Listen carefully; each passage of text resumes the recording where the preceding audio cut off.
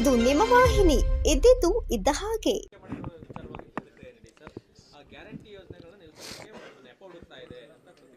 ನೋಡಿ, ಅವ್ರಿಗೆ ಚಟ ಅಂತ ಹೇಳಿದೆ, ಚಪಲ ಅಂತ ಹೇಳಿದೆ. ನನಗೆ ನಿಮ್ಮ ಮೇಲೆ ಭಾಳ ಪ್ರೀತಿ, ಅದಕ್ಕೆ ನಾನು ಹೇಳಿದೆ. ದಯವಿಟ್ಟು ನಿಮ್ಗೆ ಕೇಳ್ತೀನಿ, ನಾನೇನಾದ್ರು ಇಂಥ ಹೇಳಿಕೆ ಕೊಟ್ರು ನನ್ನನ್ನು ನೀವು ನಡ್ರಿ ಅವಶ್ಯಕತೆ ಇಲ್ಲ ಅಂತ ಹೇಳೋ ಮಟ್ಟಕ್ಕೆ ನಮ್ಮ ಹುಡುಗರು ಚೆನ್ನಾಗಬೇಕು ಅನ್ನೋದು ನನಗೆ ಆಸೆ ನಿಮ್ಮ ಮೇಲೆ, ಅಷ್ಟೇ. ಇನ್ನೇನು ಬೇಸರ ಇಲ್ಲ. ಅಲ್ಲ ರೀ, 15 ವರ್ಷ ಆಗಿದೆ KSRTC ಸಂಸ್ಥೆಯಲ್ಲಿ ರೇಟ್ ರಿವೈಸ್ ಆಗಿರುತ್ತೆ. ನಾವು ದಿನನಿತ್ಯ ಬಳಕೆ ಮಾಡ್ತಕ್ಕಂಥ ಪ್ರತಿ ಪದಾರ್ಥದ ಮೇಲೆ ರೇಟ್ ಜಾಸ್ತಿ ಆಗುತ್ತೆ. ಕೇಂದ್ರ ಸರ್ಕಾರದಿಂದ ಸಾಕಷ್ಟು ರೇಟನ್ನು ಕಳೆದ 10 ವರ್ಷ ಮೋದಿಯವರ ಸರ್ಕಾರದಲ್ಲಿ ರೇಟ್ ಆಗಿದೆ. ಸೊ ಪೆಟ್ರೋಲು, ಡೀಸಲ್ಲು, ವೆಹಿಕಲ್ ವೇರಿಯಂಟೇಷನ್ ಜಾಸ್ತಿ ಆಗಿ 7ನೇ ಹಣಕಾಸಿನ ಒಂದು ಸ್ಯಾಲ್ರಿದು ಜಾಸ್ತಿ ಆದಮೇಲೆ ಸೊ ಅವರ ಹೇಳಿಕೆ ಚಪಲ ಅನ್ನೋದು ಅಥವಾ ಸರ್ಕಾರದ ಬಗ್ಗೆ ಜನರಿಗೆ ವಿಶ್ವಾಸ ಕಳ್ಕೊಂಡಿದೆ ಅನ್ನೋದು ಅವರು ಅದನ್ನು ಹೇಳಬೇಕು.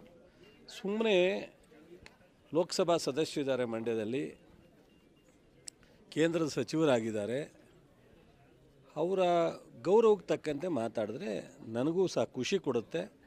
ನಾನು ಸಹ ಅವ್ರ ಜೊತೆಯಲ್ಲಿ ಮಾತನಾಡೋದಕ್ಕೆ, ರಿಯಾಕ್ಷನ್ ಮಾಡೋದಕ್ಕೆ ಒಂದು ಸ್ವಲ್ಪ ನಮಗೂ ಹೆಮ್ಮೆ ಅನ್ನಿಸುತ್ತೆ. ಈ ಥರದ ಸುಮ್ಮನೆ ಉದಾಸೀನವಾಗಿ ಬೇರೆಯವ್ರನ್ನ ಟೀಕೆ ಮಾಡೋದೇ ಒಂದು ನನ್ನ ನಾಯಕತ್ವ ಅನ್ನೋದು, ಸರ್ಕಾರನ ಟೀಕೆ ಮಾಡೋದೇ ಒಂದು ನಮಗೆ ಇರ್ತಕ್ಕಂಥ ಅವಕಾಶ ಅನ್ನೋ ಥರ ಮಾತನಾಡಿದ್ರೆ ಇದಿಲ್ಲ. ಮೊನ್ನೆ ನನಗೆ ಕಾರ್ ಕೊಟ್ಟಿಲ್ಲ ಅಂತ ಹೇಳಿದ್ದಾರೆ. ಏನು ಪಾಲಿಸ್ ಆಗಿದ್ರಿ ಅದು? ದುರಂತ. ಇಂಥದ್ದೆಲ್ಲ ಅವ್ರ ಬಾಯಿನಲ್ಲಿ ಬರುತ್ತೆ ಅಂತ ನಾನು ಅಂದ್ಕೊಂಡಿರಲಿಲ್ಲ. ಈಗ ನಾನು ಲೋಕಸಭಾ ಸದಸ್ಯನಾಗಿದ್ದೆ, ನನ್ನ ಹಿಂದೆ ಅಂಬರೀಷ್ ಅವರಿದ್ದರು, ಅವರು ಉಪಯೋಗಿಸ್ತಿದ್ದ ಕಾರೇ ನನಗೆ ಕೊಟ್ಟರು. ನನಗೆ ಹೊಸ ಕಾರ್ ಬರೋದಕ್ಕೆ 1 ವರ್ಷ ಆಯಿತು. ಈಗ ನಾನು ಮಂತ್ರಿ ಆದೆ, ನಮ್ಮದೇ ಸರ್ಕಾರ, ನಮ್ಮವರೇ ಮುಖ್ಯಮಂತ್ರಿ.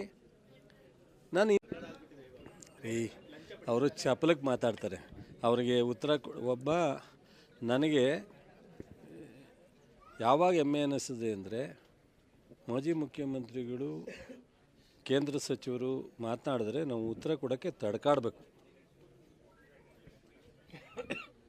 ಭಾಳ ಕಷ್ಟಪಟ್ಟು ನಿಮ್ಮಂಥರ ಸಜೆಷನ್ ತೊಗೊಂಡು ಉತ್ತರ ಕೊಡಬೇಕು. ಆ ಥರ ಅವರು ಪ್ರಶ್ನೆನ ಕಾಮೆಂಟ್ ಮಾಡಿದ್ರೆ ನನಗೂ ಖುಷಿ ಆಗುತ್ತೆ.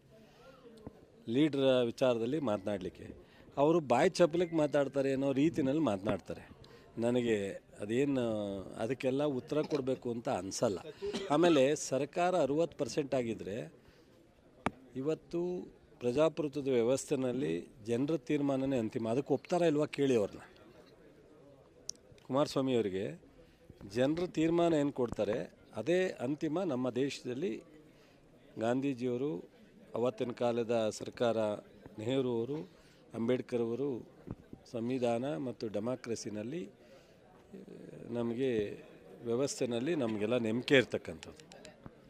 ಅದಕ್ಕೆ ನಂಬಿಕೆ ಇರೋದಾದರೆ ಅವರು ಈ ಕಳೆದ 2 ತಿಂಗಳಿಂದ ನಡೆದಂಥ ಉಪಚುನಾವಣೆ ಚನ್ನಪಟ್ಟಣ, ಸಂಡೂರು, ಸಿಗ್ಗಾವಿ ಇಲ್ಲ ಅಂತ ಅನ್ಕತಿ.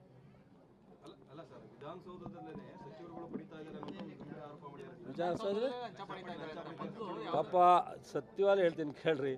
ಆ ಹರಿಶ್ಚಂದ್ರ ಹೋದ ಮೇಲೆ, ಹರಿಶ್ಚಂದ್ರ ಮುಗಿದ ಮೇಲೆ ಎಷ್ಟು ವರ್ಷ ಆಗಿದೆ ಅಂತ ನನಗೆ ಕರೆಕ್ಟಾಗಿ ನಿಕ್ಕಿಲ್ಲ.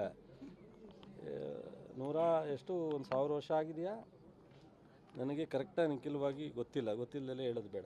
ಅವ್ರು ಹೋದ್ಮೇಲೆ ಇವರೇ ಅಂತ ಕಾಣುತ್ತೆ. ಲಂಚ ಮುಡ್ದೇ ಇರೋರು, ಬೇರೆಯವರಿಂದ ದುಡ್ಡು ಈಸ್ಕೊಳ್ದೇ ಇರೋರು, ಯಾವುದೇ ಸಹಾಯ ಪಡೆದೇ ಇರೋರು, ಯಾರು ಈ ಭೂಮಿ ಮೇಲೆ ಸ್ವತಂತ್ರ ಬಂದ ಮೇಲೆ ಇದ್ದರೆ ಅದು ಕುಮಾರಸ್ವಾಮಿ ಒಬ್ಬರ ಅನ್ನೋದನ್ನು ನಾವು ನೀವೆಲ್ಲ ಒಪ್ಪಲೇಬೇಕಾಗುತ್ತೆ. ರಾಜ್ಯ ಸರ್ಕಾರ ಗ್ಯಾರಂಟಿ ಸಂಕೋಲಿಸಲಿಕ್ಕೆ ಅಭಿವೃದ್ಧಿಗಳಾಗ್ತಾ ಇಲ್ಲ, ರಸ್ತೆಗಳ ಅಭಿವೃದ್ಧಿ ಆಗ್ತಾ ಇಲ್ಲ, ನಾನು ಬಂದು ರಾಜ್ಯದ ಹೆದ್ದಾರಿಯನ್ನು ಅಭಿವೃದ್ಧಿ ಮಾಡೋ ಕೆಲಸಗಳಾಗ್ತಾ ಇದೆ ಅಂತ ಹೇಳ್ತಾರೆ. ಯಾವ್ದು ಮಾಡಿದಾರಂತೆ?